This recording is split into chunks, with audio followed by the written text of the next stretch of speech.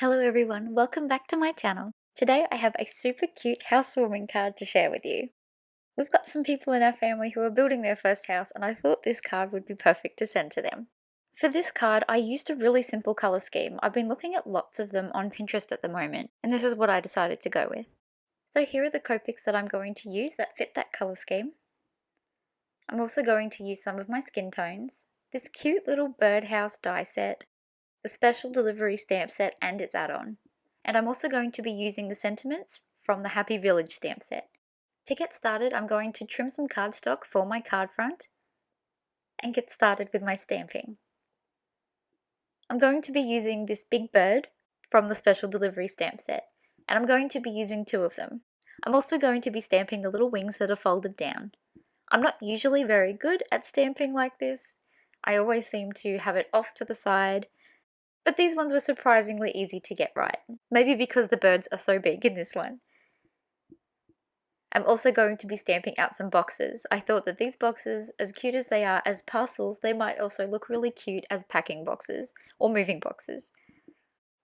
I also thought it would be cute to have some little items that look like furniture, so I used the lamp from the Den Sweet Den and the little mug.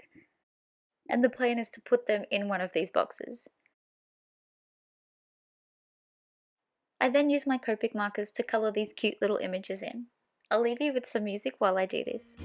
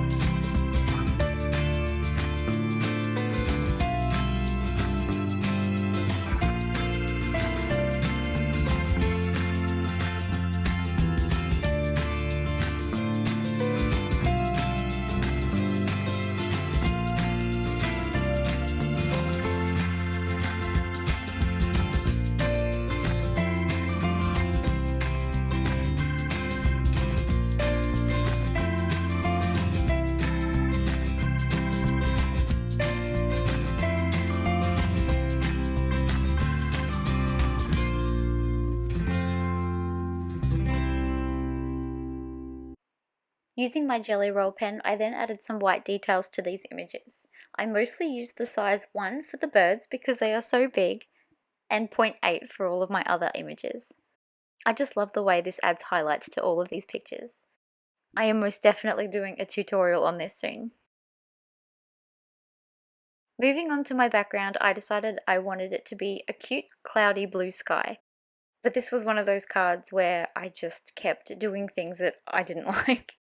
As you can see, I tried to use my stencil, but my ink bled everywhere. So then I decided to cover the whole piece of cardstock in this tumbled glass ink, which I also wasn't a fan of. I tried spraying it to give it some texture, which made it look a little bit better. And then I went back in with my stencil, using some Salty Ocean ink in an attempt to show those clouds. In hindsight, I probably could have used the tumbled glass for the background and then used some of the Picket Fence Distress ink for my clouds. I might have to do a little bit more practice with blue cloudy skies. For some sparkle today, I'm using my new set of watercolor pigments that I got for Christmas. I will be doing a Christmas haul video soon. I did get quite a lot of crafty stuff for Christmas and I can't wait to share it with you all. I'm just waiting for some things to arrive because I got quite a few gift vouchers and I don't really want to show gift vouchers. I'd rather show what I purchased with them. So that will be coming soon too. To add a little bit of texture and to make this little birdie house look like a real house, I decided to use the Fawn brick stencil with some picket fence distress ink. I just dabbed this all over the top of a light grey piece of cardstock so that the pale white bricks can just be seen on it. I quite like this effect, I think it's really cute. I wanted to make sure I had a fair amount of dimension on this card, so I used lots of foam squares before adding the other pieces of the house.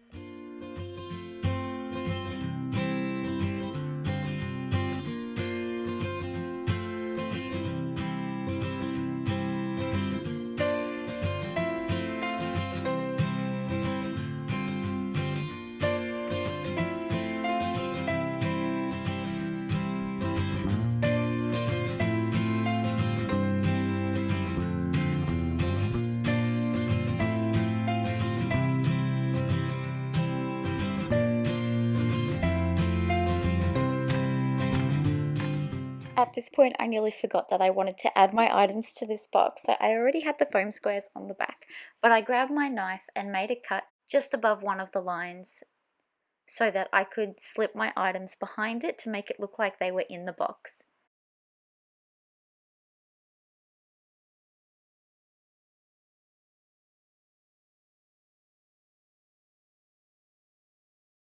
At this point, I decided to round all of my corners and prep my card front to stick to my card base. I use a nice strong double-sided tape on the back.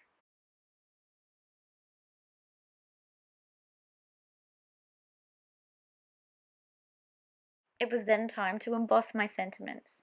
So I didn't really know what to put inside the birdhouse, but I knew I didn't want to see the sky through it. So I decided to just use a plain piece of black cardstock and emboss the tiny sentiment "Home Sweet Home."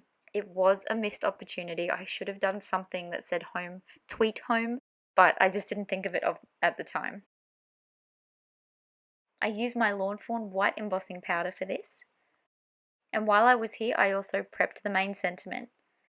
Today I'm using "Congrats on your new home." A perfect fit for this card.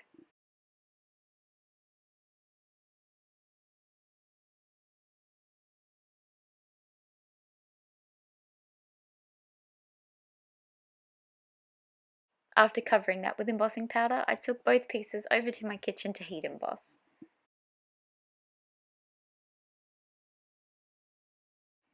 It was then time to start putting all of my pieces together on my background. So my little birdhouse wasn't floating in the sky, I decided to use one of the birch tree dies to prop it up. I'm now going to put everything into place.